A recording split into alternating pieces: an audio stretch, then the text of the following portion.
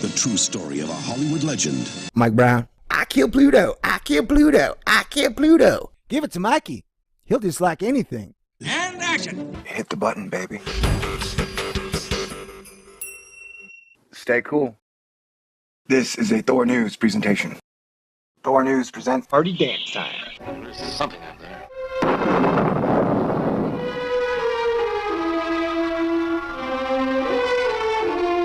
All right, ladies and gentlemen, welcome to the weekend, where you will be getting Act 1, Act 2, and Act 3 updates on Planet 9, Planet X, and Nibiru. Sweet. In Video 1, we will cover how scientists have already won half the battle in the search for Planet 9, a giant massive perturber lost somewhere out beyond the Kuiper Belt. In Part 2, we will talk about how dynamic scientists, who are dynamicists, find that the resonances between the planets indicate Mike Brown and Konstantin Batygin and Chad Trujillo might be correct in their assumption and calculation that there is a giant planet somewhere out there. And in Part 3, we will look at all the second sun, Nibiru, spottings in the last month across the internet, because Planet 9 is officially the science planet that multiple astronomer teams believe they may have found evidence of.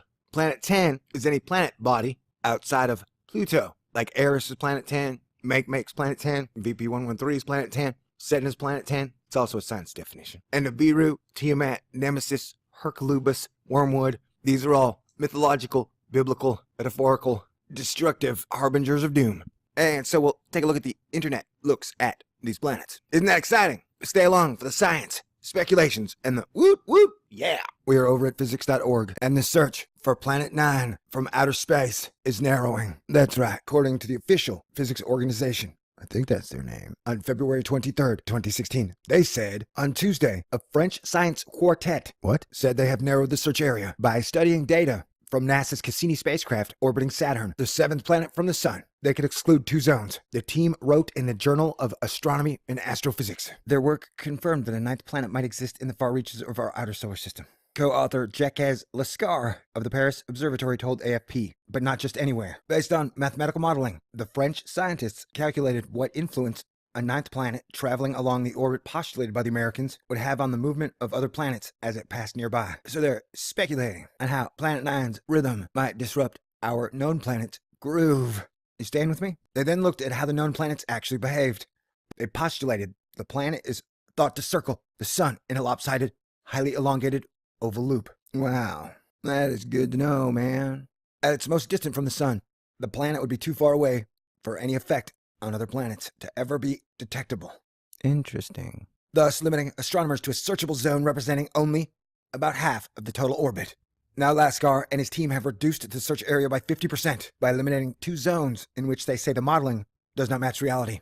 Wow, look what astronomers can do when they use teamwork. Good job, guys. Celestial high fives all around. We have cut the work in half, he told AFP. Last month, astronomers Konstantin Batygin and Mikey Akio Pluto Brown predicted the existence of what they dubbed Planet 9, or the official International Astronomical Union science name for it is Hoochie the Doobie the Super Fatty. That's a true story, man. Asterisk to that, snicker. Last month, astronomers Konstantin Batygin and Michael Brown predicted the existence of what they dubbed Planet 9, about 10 times more massive than Earth. Remember, massive is not weight. Dumbass. Its existence was predicted with mathematical modeling and computer simulations. Yeah, I could use that to prove the love life of some astronomers. I don't even know what that means. And was said to exactly explain the strange clumping behavior of a group of dwarf planets in the Kuiper Belt, a field of icy objects and debris beyond Neptune. It's a circular donut torus-shaped region of mystery and total unknowns. Lasker and his team said the search field can be further narrowed if Cassini, due to finish its mission next year, is extended to 2020. Wow, they excluded a lot of that stuff. Looks like we should be able to find this planet pretty fast. They had guessed it. We might find it somewhere in the 2020s. I got a feeling we might find it, or it might find us a whole lot sooner. Because how much do we really know about stuff? Like, we don't know much going on in our own solar system. You know what I'm saying? Like, astronomy's become experts on Earth and not much else. There's not much we can verify. Astronomers expect it would take years to find Planet 9, if it exists at all.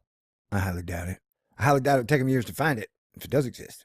It would take a very large telescope to spot the planet at that distance, and with no clear idea on where its very large orbit is. Many other planets have been predicted through modeling over the years. mostly wrong. In one famous case, the science was right. The discovery of Neptune, first predicted from its gravitational pull on Uranus. That'll do it. I don't know, brown dwarf, red dwarf, T-dwarf, red dwarf star, black dwarf star. Do they make those things? Do they make those things? Do they make those things? What is it? Celestial MacGuffin, interstellar truffle, total Hufflepuffle. All right, so we're looking and we got about 50% closer. So only 50% left to go. And showing up's half the battle. So let's show up and find this planet together on the hunt for Planet 9 from outer space. I got a feeling this bitch about to get weird. A French science quartet? That sounds like the very last musical group I'd want to hire for a pumping party. You know what I'm talking about? Maybe they just go to like science functions like Higgs boson celebrations and dark matter dances or whatever. Astronomers expect it would take years to find Planet 9 if it exists at all. Yeah, but Thor News thinks they've already found it. They know exactly what it is. They've mapped its weather. And now they're laying out a narrative that all of our little brains in the public sector can understand because we have fragile eggshell minds. At least that's how they treat us, like we're kindergartners. But we're not. We're intelligent adults who deal with their 24/7, 360-degree pumping of shit into our brains all day, every day. In one famous case, the science was right. Neptune was discovered due to the gravitational pull on Uranus. All right, okay. Yeah, the story rules. Did I mention Mike Brown killed Pluto? And now he may have given birth to Planet 9 from outer space. Congratulations on being a new planetary body mom-dad, possibly. Mr. Brown, your wife must be proud. I know I am. All right. Love everybody. Peace out. What is a planet?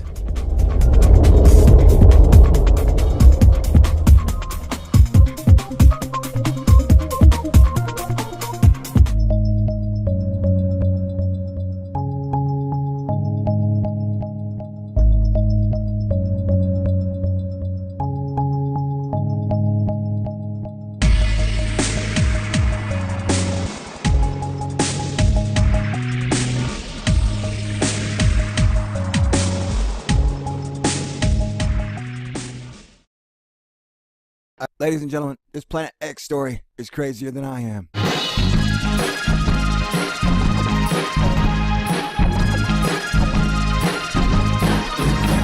Thor News Now takes you to a completely different world. The true story of a Hollywood legend. Mike Brown. I kill Pluto. I kill Pluto. I kill Pluto. Give it to Mikey. He'll dislike anything. And action! Hit the button, baby. Stay cool. This is a Thor News presentation. Thor News presents Party dance time. There's something out there.